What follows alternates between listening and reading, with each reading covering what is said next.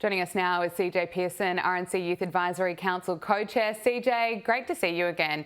So many lies from the media. I mean, it's absolutely effed up. Can I get your reaction to the decision to pull Jimmy Kimmel's show? I'm disgusted, to be quite frank about the rhetoric that we just heard in those clips. So to be quite frank, I thought that you had to be funny to host a late night show. And so I think this decision by ABC is long overdue to pull Jimmy Kimmel's show.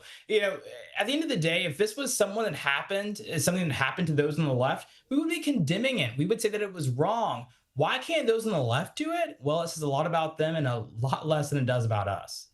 Yeah, it's interesting. Jimmy Kimmel could actually be probed by federal investigators after telling his audience that Charlie Kirk's suspected killer was a MAGA supporter.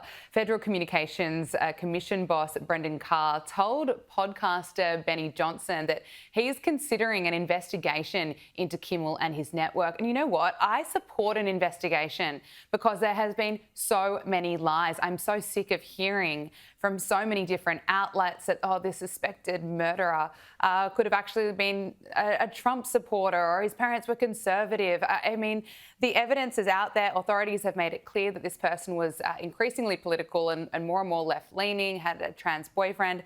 I'm so sick of mainstream media outlets just ignoring some of the facts.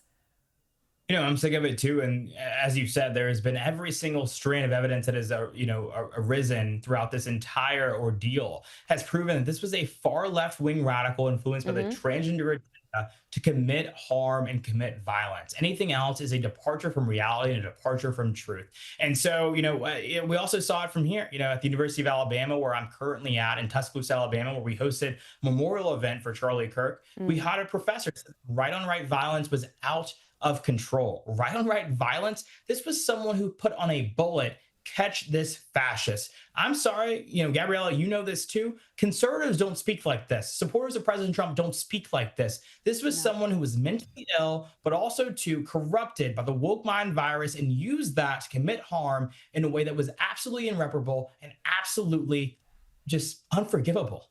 100%. And that woke mind virus, you can see where it's spreading. A Texas State University student has imitated the assassination of Charlie Kirk while threatening TPUSA members with violence at a Charlie Kirk memorial. Let's look at this.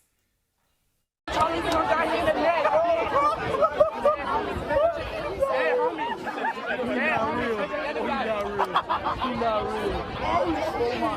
Oh my God.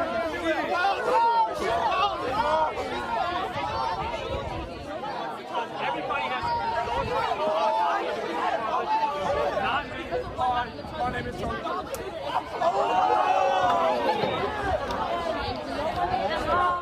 Texas State University's president has announced the school has identified and expelled that student. I mean, FAFO, but there's just been so much awful commentary around Charlie Kirk's death, but it's really frightening to see someone go the next step and imitate the assassination.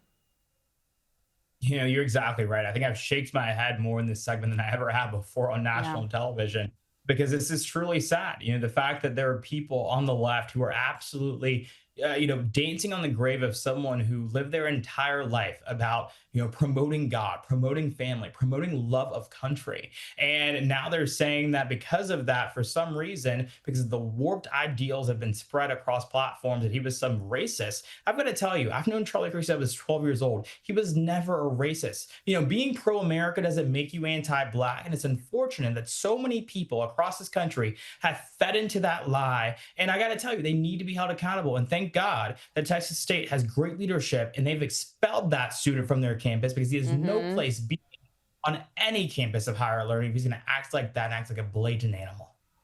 Well said. Now, some Democrats can't even get Charlie Kirk's name right. Here is Jerry Nadler getting Charlie's name wrong multiple times. The murder of Charlie King to go after free speech is not a legacy I believe Charlie King would have wanted. CJ, what planet is he on? What planet is he on? He's one on which that doesn't have term limits. And I think that's exactly what we need. He has no business being in the People's House. He has no business being a member of Congress. And thank God he decided to retire, and he will soon be no longer a member of that body. But, here's the deal. Everyone will know Charlie Kirk's name. Erica Kirk was absolutely right in her remarks. Her tears will be a battle cry that is heard all around the world. So if Jerry Nadler doesn't yet know her name, trust me, he soon will.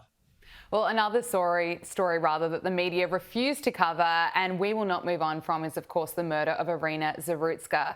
Now, a grand jury has indicted the man accused of fatally stabbing Ukrainian refugee Irina Zarutska on a train in Charlotte, North Carolina.